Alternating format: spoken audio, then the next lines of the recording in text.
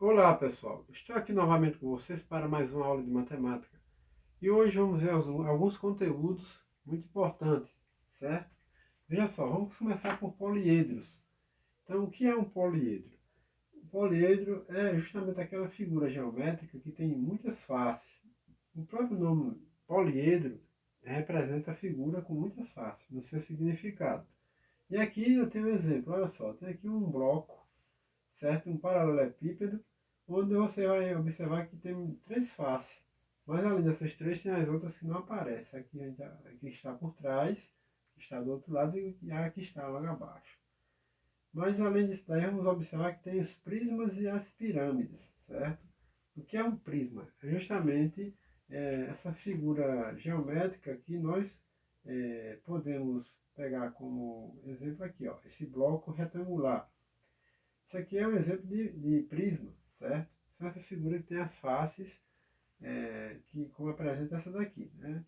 E as pirâmides, você observa que ela será sempre com a base, onde pode ser quadrada, pode ser triangular, pode ser pentagonal. E é um exemplo de pirâmide aqui quadrangular, né? Essa que tem a base quadrada, certo? Aqui eu tenho o cubo, um exemplo de poliedro, tá? Logo abaixo aqui, nós podemos observar um outro bloco, certo? Retangular, mas só que ele está inclinado. Quando se tem esse bloco retangular dessa forma, no caso aí se trata do prisma, ele é um prisma com é, oblíquo, né? Com o seu ângulo inclinado. Ou seja, se a gente for observar o bloco retangular, aqui ele tem um ângulo de 90 graus. Esse aqui vai ter menos que 90 graus, né? Ele não vai ter um ângulo de 90 graus, certo? Ele é chamado de oblíquo. Logo aqui ao lado, nós podemos observar os elementos que fazem parte de um prisma, certo? Ou de uma pirâmide. Nós vamos observar que tem as faces, né? As faces é sempre essa parte aqui que representa a lateral dessa figura. Temos a aresta. A aresta é a linha que forma a figura, tá? E o vértice é o pontinho que liga as duas linhas. Então o vértice é isso aqui, o pontinho que liga as duas linhas. Então aqui vamos ter quantos vértices? Eu tenho 1, 2, 3, 4, 5, 6. Quantas arestas? Vamos ver aqui, tem uma linha, cada linha dessa é uma aresta, né?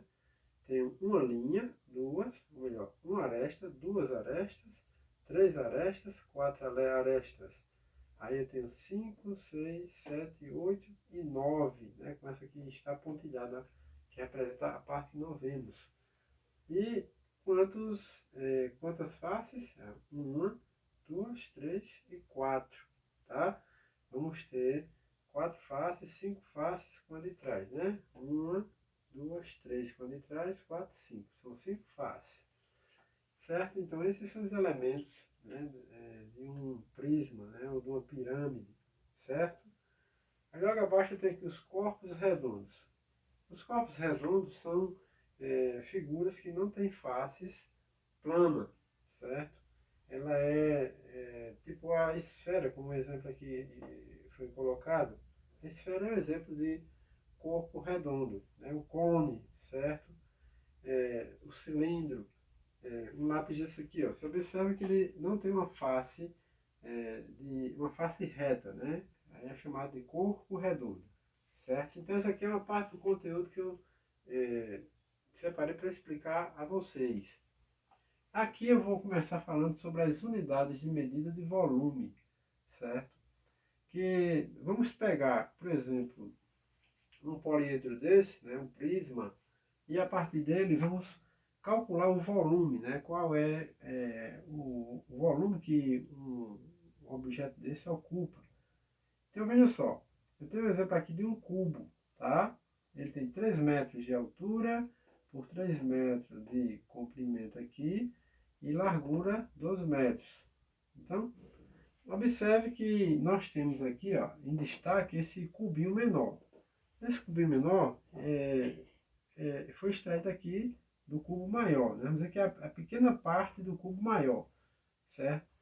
Cada cubinho desse, juntando aqui, né, vamos ter justamente o cubo maior, tá? Então, na hora que calcula-se o volume, vamos descobrir quantos cubinhos menores desse compõem o cubo completo, o cubo inteiro, o cubo maior, tá? Então, nós temos aqui 3 metros, 3 metros e 2. Aqui eu só tenho 1 metro, né, nas três medidas que representam as dimensões desse cubo menor, certo? E aí é o que representa a menor unidade de medida que nós estamos utilizando justamente para calcular este cubo, o volume deste cubo.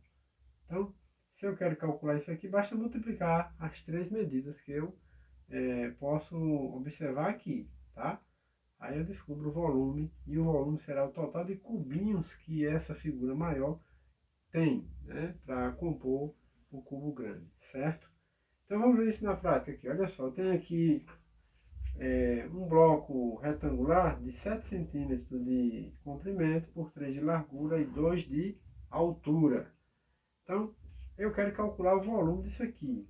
Para calcular o volume, eu vou colocar V de volume, aí eu faço 7 vezes 3 vezes 2.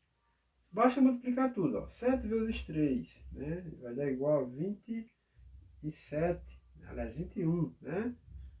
7 vezes 3, 21. Aí eu multiplico por 2 também, né?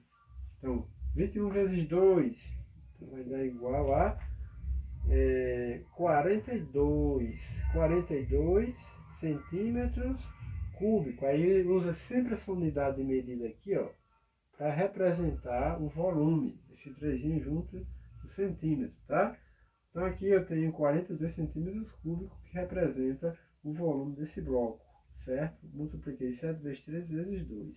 E dessa forma eu chego ao resultado, certo? Agora, lembrar sempre que as unidades de medida têm que estar iguais, tá? Porque às vezes pode acontecer de encontrar alguma dessas medidas aqui em uma outra unidade, como acontece aqui nesse outro exemplo, olha só. Eu tenho aqui 2 centímetros na base, né, na parte de baixo, na profundidade eu tenho 1 centímetro, na altura eu tenho 150 centímetros.